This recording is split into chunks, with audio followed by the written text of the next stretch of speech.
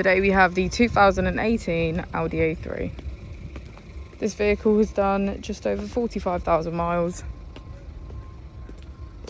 It has an automatic transmission and a petrol fuel type. To the left of our steering wheel, we have cruise control as a feature, and on the right we have voice control, automatic wipers and automatic headlights. Moving on to our screen, we can access navigation, smartphone integration, radio and media.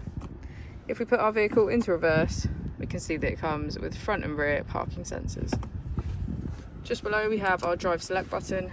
From here we can switch between our 5 different driving modes. Next is our dual zone climate control with heated seats on either side. As we go into the back of the vehicle, we can see that all of our seats have a black leather trim.